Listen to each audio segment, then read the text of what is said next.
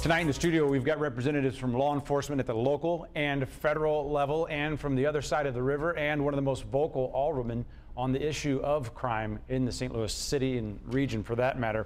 But first, let's start with Rick Rosenfeld, a Founders Professor of Criminology and Criminal Justice, University of Missouri, St. Louis. Rick, thanks for coming back on the show. Sure. Let's just briefly start with, if I'm watching this in West County or O'Fallon, Illinois, does this matter to me? Yes, it matters a great deal. First of all, people are losing their lives in our community, and that should matter to all of us. You know, on a practical level, high levels of violence retard economic growth in the city and, by the way, in the region, not just the city. It leads to population loss, erodes the tax base, undermines the school system. High levels of violence affect everybody. Okay, so what's going on? Are we overblowing this? Or is it, are we underreacting or overreacting to the numbers that we're seeing so far in 2015? I don't think the press is overblowing it. We've seen a 50% or so rise in homicide over the same period last year, for 6 months of this year. And last year we saw a third rise over the year before. So we are in the midst of a crime increase. It's real, it's not a media creation, and it's important to respond to it effectively. Do we know why we're in the middle of this? No, I don't think we do know why we've had such an abrupt increase in violence in St. Louis. But we do know a few things. We know St. Louis is not alone. A number of cities across the United States are now experiencing a crime rise for the first time in many years. We also know that although we sometimes gain the impression that violent crime is random in the city, in fact, it's quite specific to particular communities already disadvantaged in many, many other ways. And the persons who are most immediately involved, certainly as suspects, but also as victims, tend to be criminally involved themselves. Homicide is a way, it's an unfortunate, but it's a time-honored means for people who are criminally involved to settle disputes.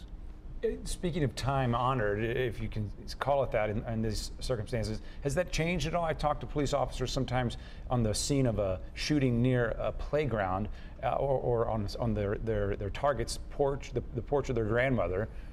There might have been a time when they didn't enact the revenge in those settings, and now they don't care. There are two parts to the question. Has it changed? I don't think it's changed in fundamentals, no. Retaliatory violence is an important component of the violence problem. You do something to me, you steal from me, or you shoot an acquaintance or relative of mine, and I feel compelled to get back to you. And because I tend to be criminally involved myself, I can't go to the police, I'm not going to go to the courts, I have to take matters into my own hands. Is social media, the immediacy of the way we communicate, is that having an impact, do you think? No. I'm saying that rather bluntly. Social media certainly facilitates communication among everybody. But do I think social media is responsible for a 50% rise in homicide over the same period last year? No. Do you put any stock in the so-called Ferguson effect? To some degree, yes. The question is how you evaluate that. We're nearly a year now beyond Ferguson. And if by Ferguson effect what you mean, or what people mean, is that the police are simply withdrawing from the streets. They're not fully engaged in their jobs. I don't see much evidence of that, certainly in the last few months when we've seen big increases in crime. Probably the best indicator of police involvement is the arrest rate, and arrest rates are up, they're not down. So no, I don't think what we're seeing here is by and large a Ferguson effect. What should we do? You said we've got to get it right. Yeah. As I said earlier, this type of crime is heavily concentrated in a few places. 50% of all violent crimes occur on just 5% of street blocks in the city of St. Louis. We know where it occurs, and police need to be concentrated in those places, and once there, they need to concentrate their attention on the quote-unquote hot people in those places. People who are still on the streets, out of prison, for example.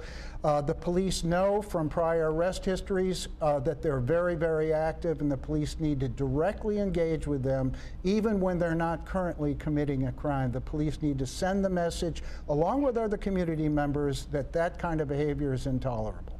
Rick Rosenfeld from the University of Missouri, St. Louis, thank you for your time, for getting us started.